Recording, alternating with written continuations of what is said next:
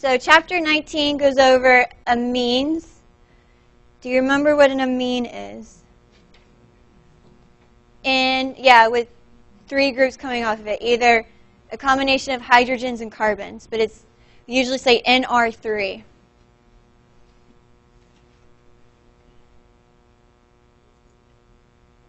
Okay? We see amines all the time in amino acids, for one. These are a lot of your drugs, like cocaine, nicotine, morphine. So if you see here the amine right there, there's the nitrogen. Okay, and you can classify these as primary, secondary, tertiary amines based on how many carbons coming off nitrogen. So looking at this nitrogen right here, how many bonds to carbon does it have? 3. So that would be a tertiary. Here's nicotine. This one here, how many bonds to carbon? 2, so it's a secondary. This one would be a tertiary. This one's a primary because it's only connected to one carbon. And this one, tertiary, is connected to 3.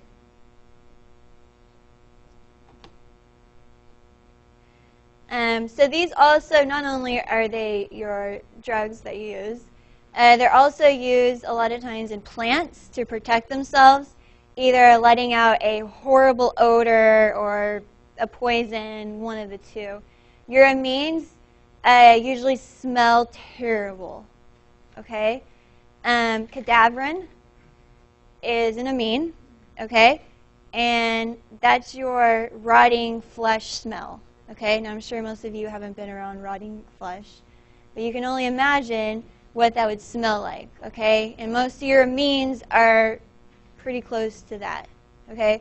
When we were in the lab, we'd always warn each other when we were going to open some amine up so we could all leave and not be in there. All right, so amines smell terrible when they're by themselves, but it's okay because that's what a lot of insects use to repel other animals, so it is useful. If we look at just the biological activity of amines, so amines, if you're not, they're very important. Dopamine, pretty much all your neurotransmitters are amines, or they have an amine in them, I should say. Epinephrine, niacin, vitamin B6, your alkaloids, which would be like your cocaine and stuff, and your amino acids. So these aren't only used as defense mechanisms for plants, and they're not just drugs. They're also very prominent in your body. You know, your neurotransmitters, bioregulators, amino acids, etc. Okay, so it means you'll definitely learn more about them in biochem. We already looked at classes of amines. All right, this is based on how many carbon groups coming off of that nitrogen. Is it bonded to 1, which would be primary, 2, secondary, 3, tertiary, 4 would be quaternary. So you can see here, this is bonded to 1 carbon, it's a primary, 2 carbons, secondary, 3 carbons, a tertiary. And if there's another carbon coming off of there, that would have been the quaternary. They're not as common because to have a quaternary amine, you have to have a positive charge. Okay, but they do exist. Naming is pretty simple. You're going to name the alkane. So how many carbons in this chain here?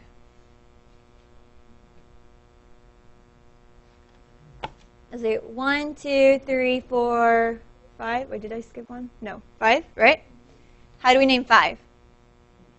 Pent, pentane if you want. And then this, what functional group is this? Amine. And so how you name it is pentanamine.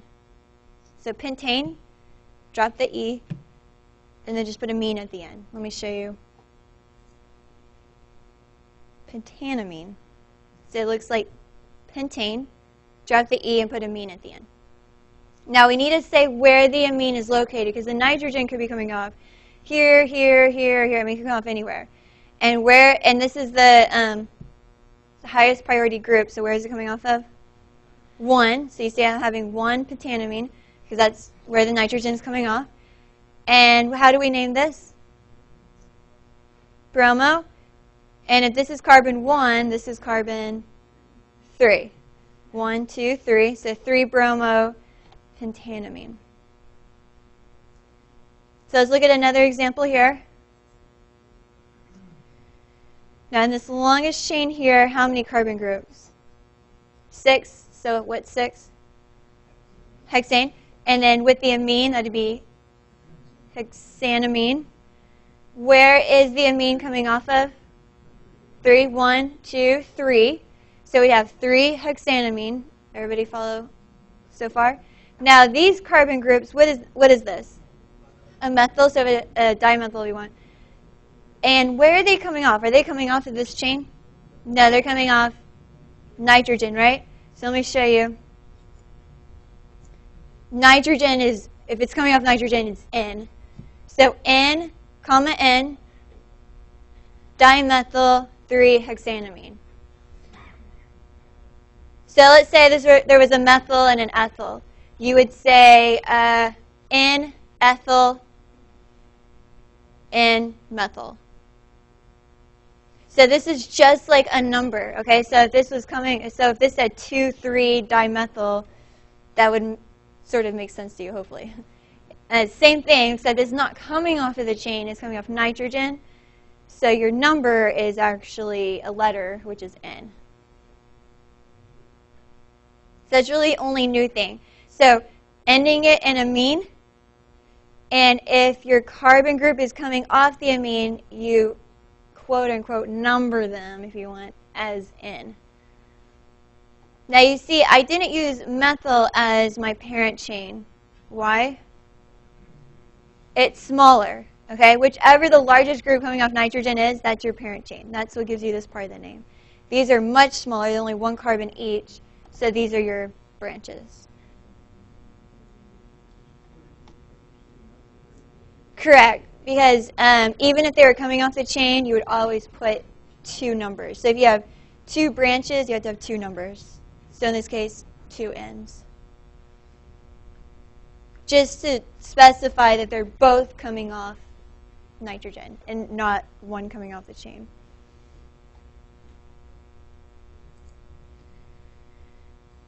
Another naming thing, this here is aniline, which is the amine of benzene. Do you remember what the alcohol of benzene is? Phenol. And this one is aniline. So in naming these, your base name is aniline. Okay? So this is aniline right here. And what's my branch? Ethyl. And how far is it away from the nitrogen? Yeah, ortho or 2. So you can add, you could say O-ethyl aniline, which is ortho, or you can say 2. There's not a right or wrong answer there. Let's look at this one. What's the base name here with the nitrogen coming off the amine basically coming off the benzene is aniline. Now these here, what are these? 2 ethyls, so how do we name those? Diethyl. And is that coming off benzene or the nitrogen? Yes, so we name these as N diethyl aniline. And then our last one, we have aniline again. And what's this group right here? Methyl, and how far is it?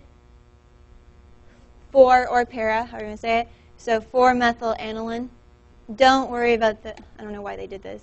You would see this as P-methyl aniline.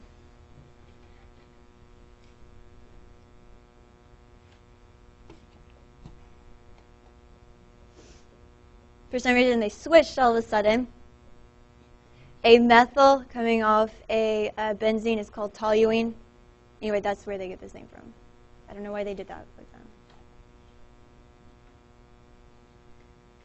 Okay, let's look at amines. Their basic structure. Look at, do these have hydrogen bonding? Let's look at this one. Does this one have hydrogen bonding? Does this amine have hydrogen bonding? No. So not all amines have hydrogen bonding. Really, it's only primary and secondary, because those are the only ones with hydrogens.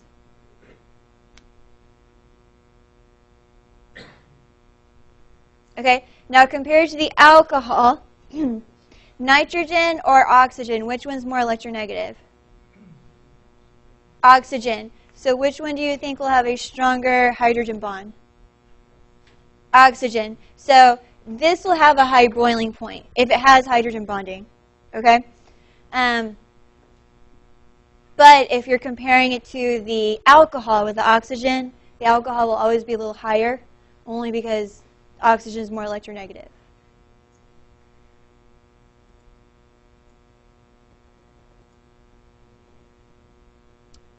Chirality, that's just when we have the R and the S. So remember, we have a carbon with 4 different groups coming off of it. In this case, we have amine, ethyl, hydrogen, methyl. Do you see all 4 of those are different? So you can have a chiral amine. Okay, so you're if these were 2 medicines, let's say we have the R and the S. I'm just throwing these out here. Maybe this one cures cancer, and this one causes cancer. Yeah. All right. So would we want to have these 2 in the same bottle? No, you would have to separate those, and something like that could happen. Okay. So even though these look almost identical, do you see it's the same groups coming off? Ethyl, hydrogen, methyl, amine. Okay, same groups, but just the fact that they're connected differently in 3-dimensional space. Do you see that this over here is pointing to the left, and over here it's pointing to the right? That's the only difference. That small difference changes those properties dramatically in your body. Okay, so that's why it's important to know that amines can be chiral, so look out for that. So we have that type of chiral amine, or the amines could be chiral in this way. What type of amine is this? Primary, secondary, tertiary, quaternary? Quaternary. Do you see it has 4 carbon groups? So do you see off of this nitrogen, and are they the same carbon groups? No. So this is how you have a nitrogen that's actually chiral. Now this isn't as common, again, because you see you have to have the positive charge for it to occur, but it can occur. So those are the 2 ways to look for chirality in nitrogen. Either, so the nitrogen's chiral, meaning it has 4 groups coming off of it, or one of the carbons coming off nitrogen's chiral. Okay?